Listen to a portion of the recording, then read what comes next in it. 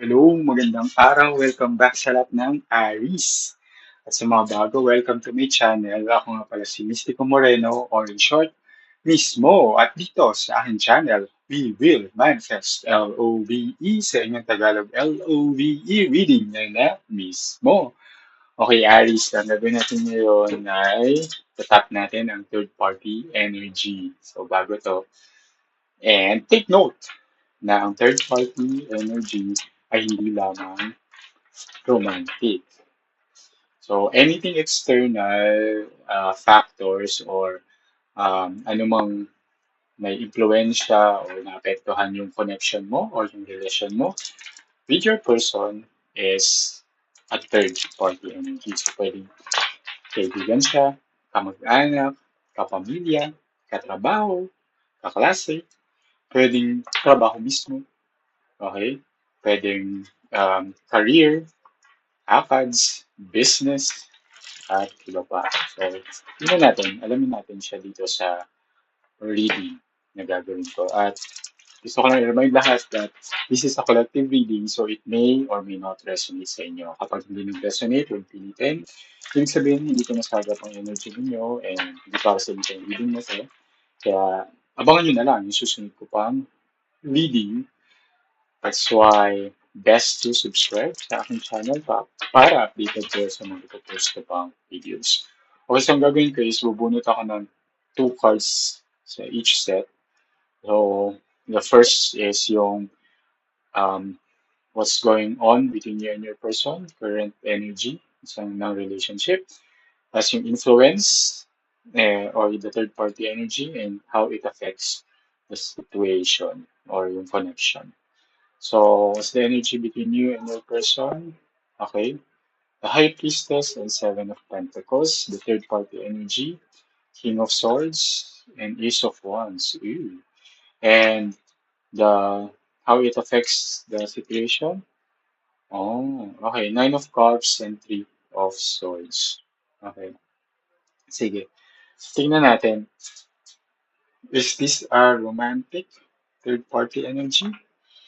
Let's find out.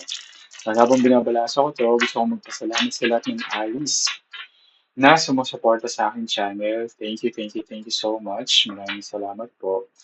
Um, and sana patuloy niyo suportahan para mag-grow ang aking channel. Kaya keep liking the videos na pinopost ko. Like this video. And para sa mga bago, same. Sana suportahan ninyo para mag-grow po ang channel. Like this video. At syempre, subscribe na sa aking channel para updated kayo lagi sa mga ganap dito. Okay? Para mag-improve na rin yung setup ko. So, thank you ulit. Alright. So, is this a romantic third party energy? Oh, two of wands. So, it's a yes. Okay. So, it's a romantic energy, third party energy. So, okay. So, there's a strong energy of Cancer. So, pwede yun yung zodiac ng person ninyo but doesn't have to. Yun lang yung strong energy na nasasagap sa reading na ito. Okay.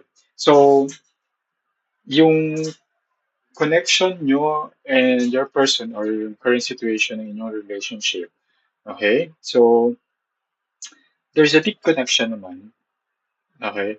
However, there's also something mysterious kasi dito sa person ninyo. And as shown here by the Seven of Pentacles,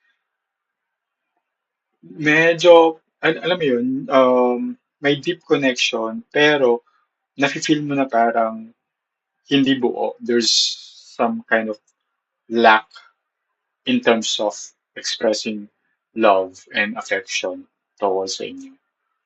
And I can sense na ngayon, this is the current energy is because my third party energy. Okay? So, itong connection ninyo is, ayun nga, merong parang in alam mo sa sarili mo na may something off. Parang ganun. So, kasi High Priestess is also a card of intuition and nararamdaman mo na may kakaibang nagaganap din sa person mo. And that is because there's a third party energy. And itong third party energy is someone na, alam mo yun, gusto talaga yung person ninyo. Parang there's an intense attraction between your person and this third party. Okay? At kaya itong ano is medyo hindi nga nagiging loyal yung obviously dahil nag-engage sa isang third party, this King of Swords which is the heart of loyalty is ano siya, affected siya. Okay, so it revolves around nga yung loyalty ng person na yun is hindi siya ano, walang foundation. So itong how it affects the how it affects or will affect the situation is that yung yun nga, yung Nine of Cups, which is yung contentment kasi ng tao na to, parang may issues siya when it comes to being contented with what he or she has. Okay? So, and that will cause a heartache. Uh, so, kita naman dito, and Three of Swords is a card of heartbreak and separation and emotional pain. So, brace yourself lang. Kasi syempre may third party and of course, sino bang hindi ma-heartbroken kapag may third party yung person ninyo. Okay? So, I'm just reading the energy. So, tingnan natin ano pang kaganapan between you and your person. So, King of Wands and Nine of Wands. Okay. So, King of Wands and Nine of Wands. Okay. Again, it's a card of honesty. So, and yung relationship dynamics nga ninyo is medyo 50-50 because someone is being dishonest and that is your person dahil nag-engage nga siya sa isang third party situation. Okay? And dito sa Nine of Wands, you're beginning to guard your heart. And dahil nga yung malakas yung kutob mo and yung intuition mo na there's something off, you started guarding your heart, you started creating walls, which is understandable naman. Kasi nga, uh, ito, parang lumalabas na nga yung katotohanan. And tingnan natin yung third party. Okay, it's a young energy. Oh, it's a young energy and ayun, na i- in a way, hate to say this na pinapasaya niya yung person niya. Okay, so itong third party is someone younger. Okay, and may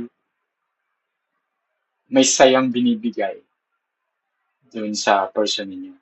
Ay, hindi natin alam how emotional ba siya, physical, financial, di ba?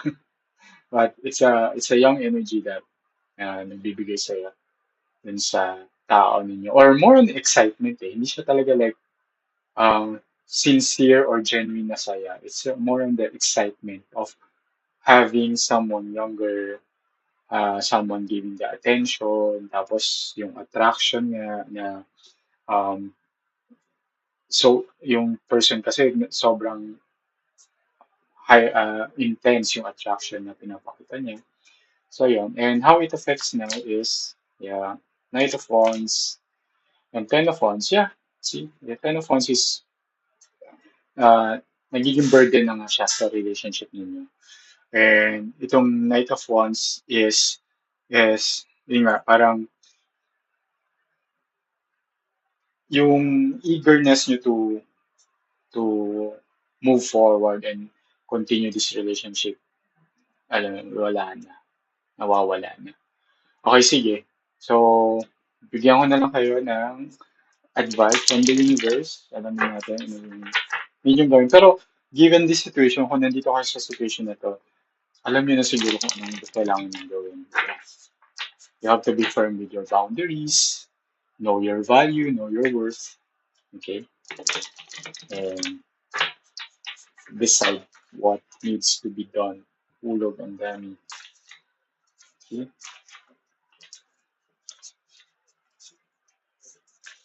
nahulog ang cards. Wait lang. Or, isa pa. Diba? Hindi kasi na mesa ko eh. Ayun. Oops. So the advice of the universe is move beyond your limits. Yeah. Reach higher for your spirit. So tama. Ano mo lang, alam mo kung ano yung nararapat sa'yo. What's your worth, anong value mo, what you deserve. So if someone is treating you like this, you know what to do. Alam mo na yung kailangan mong gawin. Okay? So sana nakatulong itong reading na to. And yeah, abangan nyo na lang yung susunod ko pang love reading. Dito lang sa aking channel. Kita kits! Ingat! Ayan.